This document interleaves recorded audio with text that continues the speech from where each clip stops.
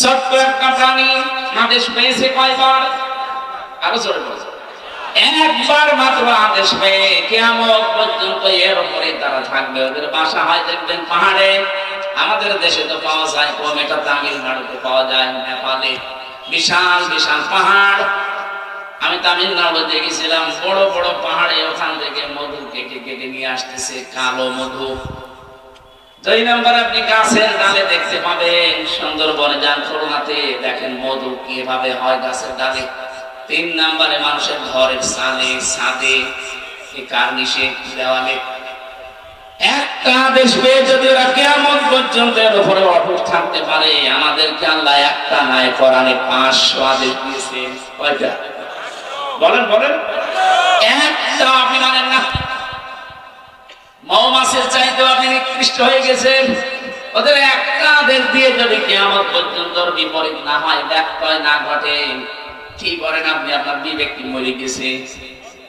500টা আদেশ পেলেন, একটাও মানেন না। সম্মানিত আমাজন যারা এসেছেন, আপনাদেরকে আল্লাহ যে আদেশ দিয়েছেন, সবচেয়ে বড় আদেশ আপনার জীবনের জন্য পর্দা। অথচ অধিকাংশ পরিবারে যেটা নফল নেই, বোবা হয়ে গেছে। পর্দা আছে, শুধু টিভির পর্দা আর জানালার পর্দা আর দরজার পর্দা। যেখানে পর্দা থাকার দরকার ওখানে পর্দা নেই। কথা বলেন না কেন? মেয়েরা কিভাবে আওয়াজ করবেন, কতটুকু জোরে আওয়াজ করে কথা বলবে, এই আওয়াজ পর্যন্ত আল্লাহ কোড করে দিয়েছেন যে এই স্তরে তাদের আওয়াজ হবে এবং এইভাবে তারা কথা বলবে মানুষের সাথে। দিনের বেলা তো অন্তত আলো লাগে না, কিন্তু মেয়েদের একটু পরিবেশটা নিরাপদ করে দেবেন যেন পুরুষ মানুষ ওখানে দায়িত্বে না থাকে, কারণ ওটা একটা ফরজ কাজ। পর্দা কি বলেন না কেন? ফরজ বিধান লঙ্ঘন হলে আপনি শুনতে এসেছেন কোরআন, লাভ হবে? গোনা হয়ে যাবে। মেয়েদের সেই জায়গায় গিয়েছেন, কোথায় মেয়েরা? কোথায়? এই জায়গায়। এই কাজ যে আল্লাহ আমাদেরকে কোরআনে কারিমের কথা শোনার জন্য এতক্ষণ ধৈর্য দিলেন। আমি 3টার সময় উঠতাম, আপনারা জানি শহরের পর থেকে বসে আছেন। আসলে কালকে রাতের বেলা 3:45 আমার স্টেজে দিয়েছে। ফজরের আজান দিল 5টায়, তখন আমি নামলাম। বলেন আমি ঘুমাবো কখন? আর কোথায়? সে টাঙ্গাইল নাগরপুরে একটা, পাবনা আটঘরিয়া একটা, এরপরে টাঙ্গাইল কালীহাতিয়া। এই 3টা করতে গিয়ে কালকে এক রাতে আমার জীবন শেষ হয়ে গেছে। প্রশ্ন আসতে পারে, এত নেওয়ার দরকার কি? এত নেওয়ার দরকার কি? আজকে নিয়েছেন কোনটা? হ্যাঁ, আমি এত পারি না, আপনারা ছাড়েন না। আল্লাহ আকবার। এরকম হয়ে যাচ্ছে। আমার এদিকে একবারে জীবন শেষ হয়ে গেল। 3 বছর ওরা ছেলে রেখে যা করেছে, আমার শরীরে কিছু আছে, এমনি আমার শরীর চলে, তারপরে আবার যে অবস্থা। এই জন্য আমি দুঃখ প্রকাশ করছি, এসে আমার শরীর আর পারছিল না, আমি ঘুমিয়ে পড়েছিলাম ঘন্টা খানিক। এই কারণে বললাম যে আসরের নামাজটা একটু আগে পড়ে নেবেন, 3:30 বা 3:45 পড়ে যেন আমরা উঠতে পারি। আমরা ঠিক সেইভাবে করছি, অন্তত মাগরিব পর্যন্ত চালাবো ইনশাআল্লাহ। আজকের একটা গ্রাম নিয়ে কথা বলবো, কোরআনে কারিমে আল্লাহ যেটা আমাদেরকে শোনাতে চেয়েছেন, বাংলাদেশের সাথে মিলবে ইনশাআল্লাহ। কোরআন যারা শুনতে আসলে খুশি হয়ে বলেন আলহামদুলিল্লাহ। দরুদ আর সালাম পড়ছি আমাদের নবী মুহাম্মদুর রাসূলুল্লাহ সাল্লাল্লাহু আলাইহি ওয়াসাল্লামের প্রতি। নবীজির মাধ্যমে যে কোরআনে কারীম পেয়েছি, সূরা নমল 51-52 দুইটা আয়াতের কিছু কথা বলার পরে আমরা তাফসীরে প্রবেশ করব। এটা আমাদের জন্য খুব জরুরি। আল্লাহ রাব্বুল আলামিন বলেন ফানজুর কাইফা কানা আকিবাতু মাকরিহিম আন্না দাম্মারনাহুম ওয়া কওমাহুম আজমাইন। হে নবী, আপনি নজর করে দেখেন যে মানুষগুলো ষড়যন্ত্র করেছিল, আমি আল্লাহ তাদের এই ষড়যন্ত্রের পরিণাম কি করেছি। আন্না, আমি নিজে, তাদের ষড়যন্ত্রের যে 20 দাঁত আমি নিজে ভেঙে দিয়েছি, আমি ধ্বংস করে দিয়েছি তাদের জাতি পর্যন্ত। যে জাতি নিয়ে এতদিন পর্যন্ত ভুয়া একটা যে আমরা মুক্তিযোদ্ধার দল, ওরা মিথ্যা কথা। এ কথা যারা বলতো আপনি তাকান তো তাদের ভেতরে মুক্তিযোদ্ধাকে, তার বাবা এক জায়গায় ছিল আটক, দুই বোন আর এক জায়গায় ছিল, তাদের পরিবারে একটা দেখান যে মুক্তিযোদ্ধা, একটা পেয়েছিল বিয়াই, সেটা রাজাকার। একটা বিয়াই পেয়েছিল রাজাকার না? আপনি ফরিদপুরে যান, তার বাবা যে একেবারে কমান্ডার ছিল রাজাকারের, সেটা প্রমাণ আছে। মিয়া তারপরে বংশে কেউ নেই, আত্মীয় স্বজনের ভেতরে কেউ নেই, কিসের জন্য ভুয়া তুলেছিলেন যে মুক্তিযোদ্ধার দল? মুক্তিযোদ্ধার যিনি দায়িত্বে ছিলেন শহীদ প্রেসিডেন্ট জিয়াউর রহমান, তার নাম বললে মানায়। আপনি ধারে কাছে নিয়ে ওখানে বসে বসে শুধু আগুন বাগুন খেয়েছি, আর আন্দাজে এই মিথ্যা বলে ছড়িয়ে দেশের মানুষকে ধোঁকা দিয়ে একটা বোকা বানিয়ে রেখেছি। কথা বলেন না কেন? এখন যারা বড় বড় নেতৃত্ব দিচ্ছে দেশে, বিএনপি বলেন, জামাত ইসলাম বলেন, তারা বলছেন আপনি একটা দেখান যে মুক্তিযোদ্ধার সময় আপনার দলের একটা লোকের ভূমিকা ছিল। এদের স্বাধীন হোক আপনারা চাননি। হ্যাঁ, ভারত থেকে মুক্ত হওয়ার জন্য ওই সময় দেশ দুই টুকরা হয়ে যায়, পাকিস্তান আর ভারত। ভারত ষড়যন্ত্র করে পরবর্তীতে পাকিস্তান থেকে আমাদেরকে আলাদা করে দেয়, কারণ আমাদের শক্তি যেন খর্ব হয়ে যায়। ওরা পাকিস্তান থেকে আমাদেরকে এক টুকরা করে দিয়ে যদি ওরা বন্ধুত্বের দাবি করে, সারা জীবন নাকি ওরা আমাদের বন্ধু। ওরা আমাদের কি? ওরা আমাদের বন্ধু। ওরা নিজেরা বলে যে আমরা তোমাদেরকে আলাদা করে একটা আদি স্বাধীন রাষ্ট্র দিয়েছি, আমরা 7 সিস্টারের মাধ্যমে আপনাদেরকে আরো 6 ভাগ করে দিচ্ছি। আপনি এক ভাগ করে যদি বন্ধুত্বের দাবি করেন, আমরা কয় ভাগ করেছি? 6 ভাগ করে দেবো, অসুবিধা নেই। আপনাদের বড় বন্ধু না আমরা? বন্ধু প্রতিবেশী এই আচরণ করে মানুষ। ওদের সাথে যতগুলো বর্ডার আছে দেখেন প্রত্যেক জায়গায় মাইর খায়। পাকিস্তানি মাইর খায়, এই কথা বলেন না কেন? চীনে মাইর খায়, নেপালে মাইর খায়, মায়ানমারে মাইর খাচ্ছে, ভুটানে মাইর খায়, আফগানিস্তানের একটা সরু গলি আছে ওদের দেশের সাথে, ওখানেও গেলে মাইর খায়। শুধু আমাদেরকে মারে। এজন্য এই মায়ের খাওয়া আমাদের বন্ধ হয়ে গেছে, এখন বন্ধ হবে ইনশাআল্লাহ। দেখছেন না সবাই ঐক্যবদ্ধ হয়ে গেছে। আপনারা যত ঝামেলা করবেন এই দেশ তত মজবুত হবে ইনশাআল্লাহ। দেশে আর দলমত থাকবে না, এদেশে এখন সবাই এক, আমরা সবাই মজলুম। কথা বলেন না কেন? যেন কিচ্ছু হয়নি, যারা যা করছে উস্কানিতে পা দেওয়া যাবে না। আলিফ সাইফুল ইসলাম আলিফকে হত্যা করার পরে একটা ষড়যন্ত্রের জাল বিছিয়েছিল, দেখলো না এখানে হালে পানি নেই। এদেশের মানুষ এত সংযম, এত ধৈর্যের পরিচয় দিতে পারে। শুধু এরকম না, যত বিষয় সামনে আসবে কোনোটাই পা দেওয়া যাবে না। ধৈর্যের সাথে যদি মোকাবেলা করতে পারি না আমরা, আর এখন যেভাবে ঐক্যবদ্ধ হচ্ছে জাতি, আজকেও ডক্টর ইউনূস প্রত্যেক ধর্মের গুরু যারা তাদেরকে ডাক দিয়েছে, প্রত্যেক ধর্ম, মুসলমান বলেন, হিন্দু বলেন, খ্রিস্টান বলেন, বৌদ্ধ বলেন, মুশরিক বলেন, যারাই আছে দেশে সবার গুরু যারা তাদেরকে ডাক দিয়ে ঐক্যবদ্ধ করার চেষ্টায় আছে। লোকের মাথায় কিন্তু বুদ্ধি আছে, দেখিছে?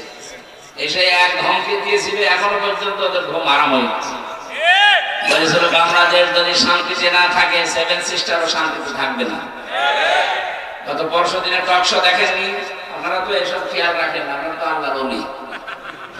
45 মিনিট আমি দেখছিলাম, ঢাকাতে ছিলাম, 7 জন হিন্দু মিলে পাগল হয়ে গেছে ডক্টর ইউনূসের এই একটা কথা নিয়ে।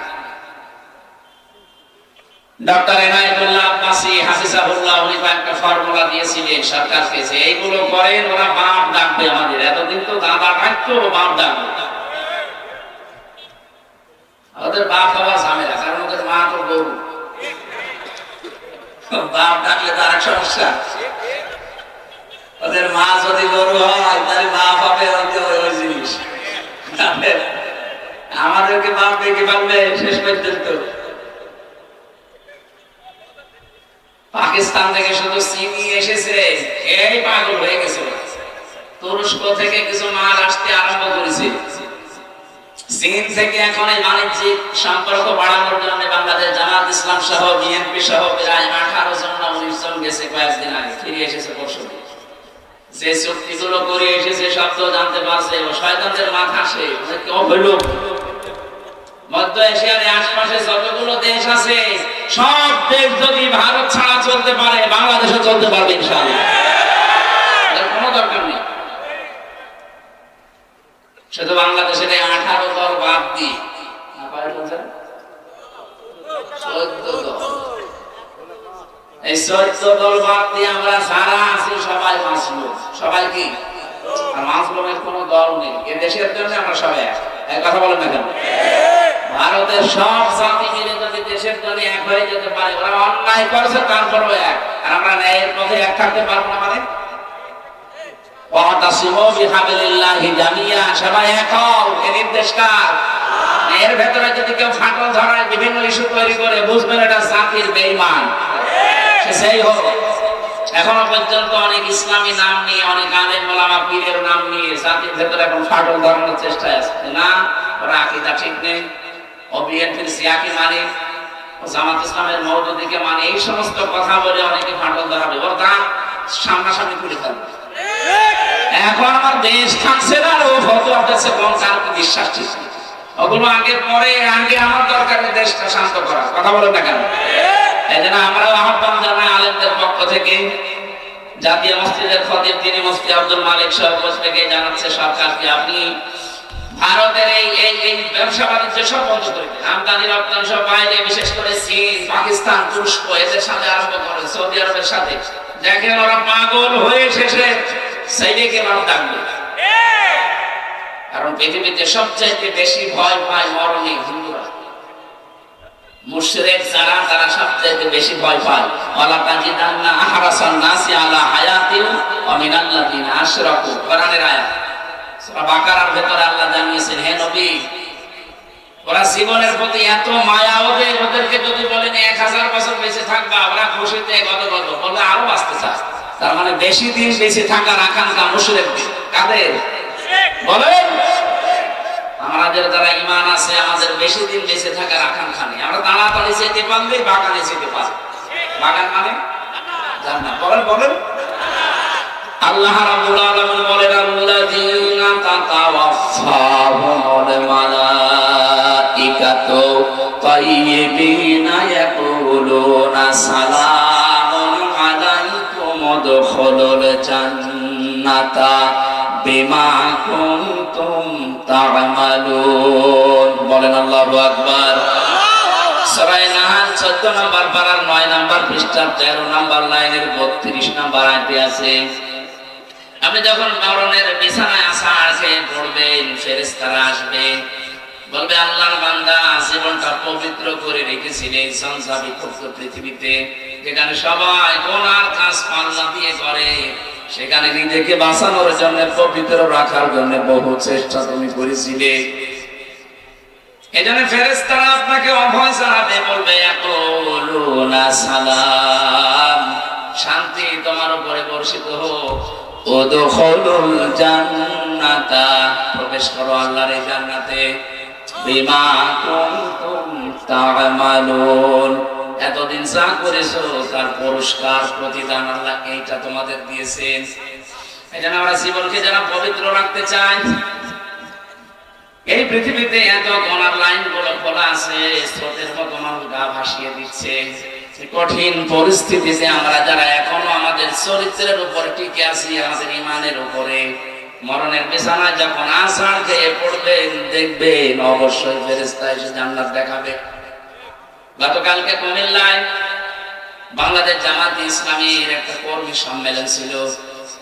সভাপতির বক্তব্য শেষ হওয়ার পরে মাইকে ঘোষণা দিচ্ছে 8টা দামি মোবাইল এবং একটা টাকা ভর্তি মানি ব্যাগ পাওয়া গেছে, যাদের হয় প্রমাণ দিয়ে এটা নিয়ে যাবেন। পৃথিবীর ইতিহাস পাল্টিয়ে ফেলেছে। আপনি দেখান তো বাংলাদেশে কোন সমাবেশের পরে ঘোষণা দেওয়া হয় যে মোবাইল পাওয়া গেছে 8টা? আমি তো আজ পর্যন্ত দেখা দূরের কথা শুনিও নাই। যারা গিয়েছিলেন মানুষ না, এদের ভেতরে লোভ নেই, লালসা নেই। জীবনটা এমন ভাবে তারা পবিত্র তৈরি করছে, এমন ভাবে চরিত্রকে অর্জন করছে, বানাচ্ছে, যেগুলো পাওয়ার পরে সে মানুষগুলো মানুষের হাতে পৌঁছিয়ে দেওয়ার জন্য ব্যস্ত। যারা হারানো জিনিস ফিরে পাওয়ার পরে যে মানুষগুলো ফেরত দিতে ব্যস্ত থাকে, এদের কাছে যদি আপনি এদেশের কোনো কিছু দায়িত্ব দেন, 1 টাকাও এদিক ওদিক হবে না। এরকম চরিত্রবান মানুষ চাই দেশে, কথা বলেন ঠিক কিনা? এগুলো যদি কেউ না করে তার পরিণাম কি হবে? ফাতিলকা বুয়ুতুহুম খাবিয়াতাম বিমা যালামু। এই এদিকে তাকান। যারা আরবি গ্রামার বোঝে এখানে ফা দিয়ে ফা 19টা অর্থে আসে। আল্লাহ যেন এভাবে কুদরতি আঙ্গুল দিয়ে দেখাচ্ছে, ফাতিলকা বুয়ুতুহুম, বাইতুলের বহু বচন বুয়ুত। আল্লাহ বলেন, হে নবী, এই সেই ঘর, এই সেই, ভালোভাবে মিলা, এই সেই ঘর, খাবিয়াতাম বিমা যালামু, আল্লাহ উজাড় গৃহ বানিয়ে দিয়েছেন, পরিত্যক্ত করে দিয়েছেন, জনশূন্য করে দিয়েছেন তাদের জুলুমের কারণে। একটা নাযিল হয়েছে 1500 বছর আগে। এর উদ্দেশ্য হযরত লূত নবী আলাইহিস সালামের জামানায় যারা সমকামী ছিল তাদের। এখন আমি আয়াতটা বাংলাদেশে 2024 সালের 5 আগস্টের সাথে মিলিয়ে দেখলাম, মিলিয়ে গেছে।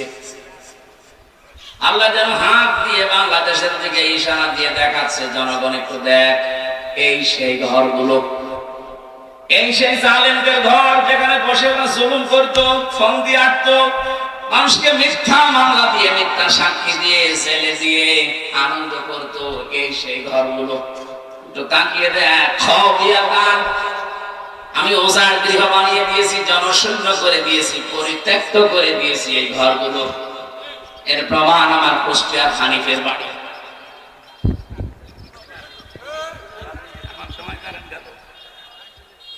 কি করেন কি?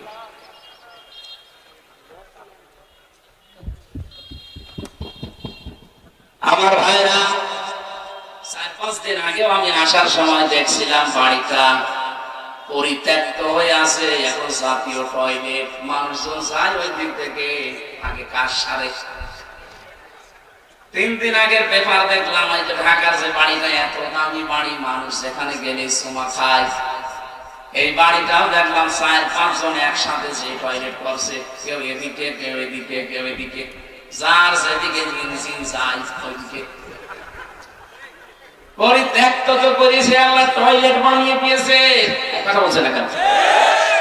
আবু জেহেলের বাড়ি যেমন আন্তর্জাতিক টয়লেট, এই দেশের 630টা থানা, যেখানে যেখানে জুলুম হয়েছে, যে জালেমদের বাড়িতে, অফিসে, প্রত্যেকটা বাড়ি আর অফিস আল্লাহ উজাড় গৃহ বানিয়ে দিয়েছে। কেন দিলেন? আল্লাহ পরের শব্দে জানিয়েছেন, বিমা যালামু, তাদের জুলমের কারণে। এখন আমাদের কি এখান থেকে? পরের শব্দ আল্লাহ আমাদের জন্য জানিয়েছেন। আলেম আছেন, এবার দেখেন তো, ইন্না ফি যালিকা লাআয়াতান লিকাওমিন ইয়ালামুন। আয়াতের মাঝে লাম আছে, লামে তাকিদ। আল্লাহ তাকিদ দিয়ে যারা জানাচ্ছেন, অবশ্যই এর ভেতরে শিক্ষা আছে যারা জ্ঞানী সম্প্রদায় তাদের জন্য। কি শিক্ষা? 15.5 বছরে ওদের শিকড় কত নিচে নেমেছিল বলেন তো। একটা পিয়ন থেকে শুরু করে সংসদ পর্যন্ত এমন কোন জায়গা ছিল না যেখানে ওদের লোক সেট করা ছিল না। এক কথা বলা না, প্রত্যেকটি জায়গায় এমন ভাবে তৈরি করে রেখেছিল। 15.5 বছরে একেবারে গভীর পর্যন্ত, পাতাল পর্যন্ত শিকড় গেড়ে ফেলেছিল। আল্লাহ বলেন, শিকড় আমি উপড়িয়ে ফেলেছি। ফাকতে আদাবিরুল কওমিল্লাযিনা যালামু, জালেমদের শিকড় কেটে দেওয়া হয়েছে। কেটেছে কে? আরো জোরে বলেন। এই জনগণের মাধ্যমে আল্লাহ এমন শিকড় কেটে দিয়েছে। হে পৃথিবীর পরবর্তী যারা আসবে তারা শোনো, এখানে কিন্তু লা দিয়েছেন। ইন্না ফি যালিকা লাআয়াতান লিকাওমিন ইয়ালামুন। পরবর্তী প্রজন্ম যারা আসবে তারাও যদি ক্ষমতায় বসো, সাবধান, জুলুম করবা না। তোমরা যদি জালেম হয়ে যাও, তোমাদের বাড়ি ঘর এরকম পরিত্যক্ত করে দেব। শোনার পরে যদি কেউ শিক্ষা না নেয়, তার কপাল পোড়া। এটা শুধু আল্লাহ আমার জন্য দিয়েছেন। তাম দুনিয়ায় যারাই আছে মানুষ কত পাচ্ছে তাদের জন্য। এই জন্য জুলুম করে যারা, আল্লাহ বলেন ওদেরকে একটু ছাড় দেন, হাসতে দেন। আজ ভারতের বুকে দেখা যাচ্ছে মুসলমানের মুরব্বী মানুষ ধরে দাড়ি ধরে ওরা ছুরি দিয়ে দাড়ি কেটে দিচ্ছে। এই অত্যাচারের শেষ কোথায়?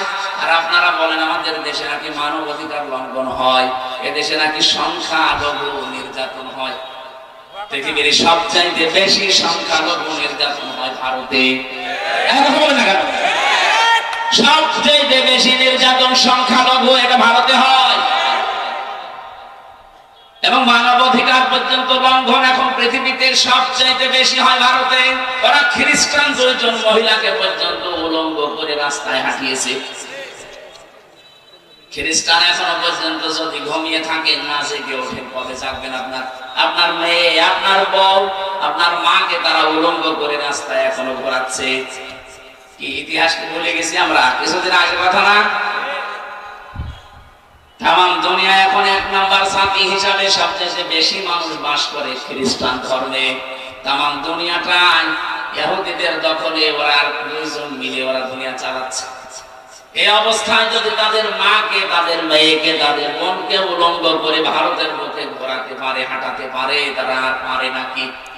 সুতরাং আপনারা সতর্ক সোচ্চার হন।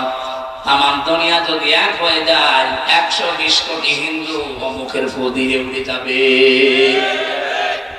আমাদের এখানে এক সবচেয়ে বড় শিক্ষা, আমরা যেন সামনে কারো উপরে জুলুম না করি। আছে যে অপরাধ করেছে তার শাস্তি দেওয়া যায়। আল্লাহ বলেন ওদেরকে একটু হাসতে দেন, ওদেরকে ফুর্তি করতে দেন, অচিরে ওরা ওদের জালমে জুলুমের পরিণতি দেখতে পাবে। কিন্তু যারা জুলুম করবে না, ওয়ান চাই আল্লাযীনা আমানু ওয়া কানু ইয়াত্তাকুন, আমি আল্লাহ নিজে বাঁচিয়ে দেব তাদেরকে, যাদের ভেতরে ঈমান থাকবে আর যাদের তাকওয়া থাকবে। এই মানুষগুলোকে বাঁচানোর দায়িত্ব কার? আর আমার এতক্ষণ পর্যন্ত আলোচনার সারবস্তু এই, দুনিয়া সব একদিকে হয়ে যাক, আমাদের বাংলাদেশে একত্রবদ্ধ হওয়া লাগবে। এটা এখন সবচাইতে বড় বিষয়। সত্যি যদি 18 কোটি মানুষ মায়ের পেটের মতো সিমেন্টেড হয়ে যেতে পারি, আল্লাহর কসম তাম দুনিয়া একদিকে হলেও কিচ্ছু হবে না। এত শক্তি ঐক্যের। আল্লাহ এটা আমাদের বুঝে অনুধাবন করে যার যার জায়গা থেকে এটা মেনে চলার তৌফিক দেন, বলেন আমিন। আমরা যা জালেম হয়ে না চাই, জালেম বলে আমাদের বাড়িও আল্লাহ এরকম হানিফের বাড়ির মতো পরিত্যক্ত করে দেব। কথা বলে না কেন? শুধুকে হানিফের বাড়ি, সারা বাংলাদেশে যত জালেমের বাড়ি আপনি তাকান, এই নওগাঁ, আমি নাম নিলাম না, যাদেরকে দাপট ছিল দেখেছে, কোথায় তারা? সে বক্স চেয়ারম্যান কই আওয়াজ আসছে না খুঁজে। মজুমদার সাহেবকে দেখলাম শরীর চলাতে চলাতে যাচ্ছে, আর মানুষ ঘৃণা ভরে তার দিকে তাকাচ্ছে।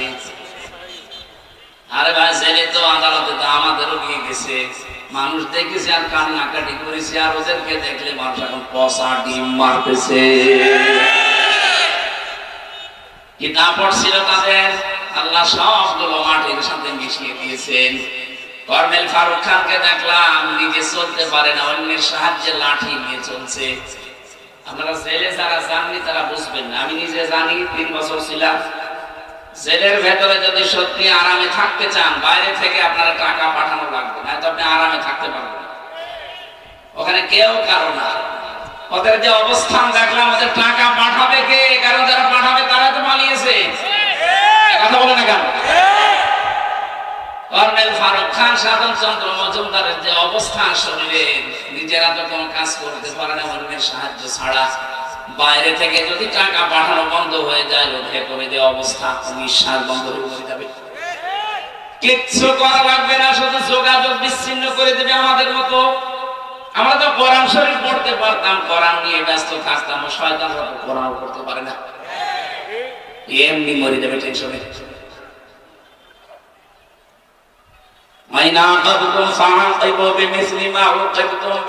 কিছু করি না, যতটুকু করেছো অতটুকু যদি করি বাঁচতে পারবা না, এমনি নিঃশ্বাস বন্ধ হয়ে মারা যাবা।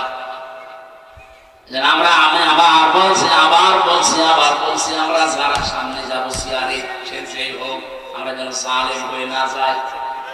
কথা বলো না কেন? জালেম হলে কিন্তু আপনার খবর আছে।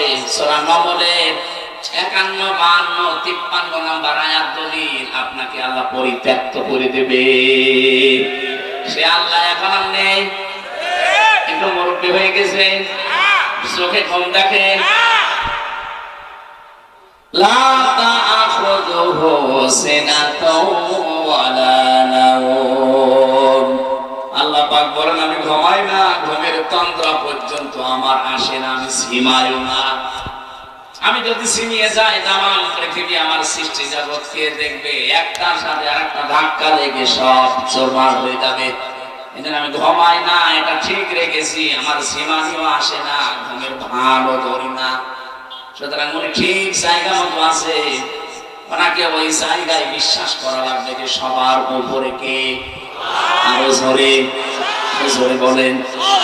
বাংলাদেশে একটা শিরিক এখনো পর্যন্ত জারি আছে, এটা আমরা তুলে দিতে চাই। কি? যারা বলে ক্ষমতার উৎস জনগণ, এটা শিরিক। কারণ এটা আল্লাহর কাজ, ক্ষমতার উৎস কে? আপনি যদি মনে করেন আমারে বলছে, আমি আপনাকে বলছি, কারণ আমি দেখতে পাচ্ছি আপনি কোরআনের চোখ লাগিয়ে আপনি জাহান্নামে যাচ্ছেন। যারা এই বিশ্বাস করেন ক্ষমতার উৎস জনগণ, এটা শিরিক। আর শিরিক করলে সেই লোকটা হল মুশরিক। কথা বলেন। মুশরিকের জন্য আসল জায়গা জাহান্নাম। ইন্নাহু মান ইউশরিক বিল্লাহি ফাকাদ হারামাল্লাহু আলাইহিল জান্নাহ ওয়া মাওয়াহুন নার ওয়া মা লিয-যালিমিনা মিন আনসার। বলেন আল্লাহু আকবার। দুনিয়ায় আর যাই করেন সব আল্লাহ হয়তো মাফ করে দিতে পারে, তার সাথে যেগুলো। কিন্তু শিরিক যদি করেন আপনার মাপ নেই, আপনার জায়গা জাহান্নাম যাওয়া লাগবে। আপনার জন্য জান্নাত আল্লাহ হারাম করে দেয়। এজন্য এই শিরিকে যারা আছেন যে ক্ষমতার উৎস জনগণ, ক্ষমতায় দিতে পারে জনগণ, এটা কিন্তু শিরিক চলছে। এই বিশ্বাস এখনই পাল্টাতে হবে, ক্ষমতার উৎস কে? বলেন না কেন? তাদের বিশ্বাস নেই, এক্ষুনি পরিবর্তন হওয়া লাগবে। না কিসের কারণে আসলেন এখানে? আপনার রূপ দেখাতে এসেছেন, আপনার রূপের মতো রূপ আর এখন কারণ নেই, পাল্টাতে হবে। আমি এক কথাই বলছি, শিরিক কাকে বলে? আল্লাহ যেটা পারে ওটা অন্য কেউ পারে, এই বিশ্বাস করার নাম শিরিক। কথা বলছেন? আল্লাহ যেটা পারে ওটা অন্য কেউ পারে, বিশ্বাস করার নাম। আরো জোরে বলেন, বলেন। এখনো পর্যন্ত কার ভেতরে বিশ্বাস আছে বলেন তো যে ক্ষমতার উৎস জনগণ? হাত করেন তো। নওগাঁ কি সব আল্লাহর ওলি হয়ে গেছে? মুশরিক যারা সব পালিয়েছে না, আপনি যে দল করেন, কিন্তু এই বিশ্বাস করা লাগবে আপনি মনে প্রাণে যে ক্ষমতার উৎস জনগণ নয়, ক্ষমতার উৎস কে? যদিও শুনতে ছোট মনে হচ্ছে, আরে মানে এইটাই তো আপনার জান্নাত জাহান্নামের গ্যারান্টি। আপনার ঈমানই যদি ঠিক না থাকে জান্নাত যেতে পারবে? সুতরাং আশা করছি এটা যাতে বুঝে হোক না বুঝে হোক, ভুলে আসেন আপনি পাল্টিয়ে থাকবেন। আমিন। সূরা নাহাল 14 নম্বর পারা 19 নম্বর পৃষ্ঠার প্রথম নম্বর লাইনের 112 নম্বর আয়াত। একটা আয়াত পড়েছি, লক্ষ লক্ষ হাদিসের একটা হাদিসের 4 ভাগের 1 ভাগ পড়েছি। দেখেন তো এই আয়াতের এই হাদিসের ভেতরে কি আছে। আমার গলা বুঝে যাচ্ছে মানে? এই মাইক রাখি, আওয়াজ শুনে গেল।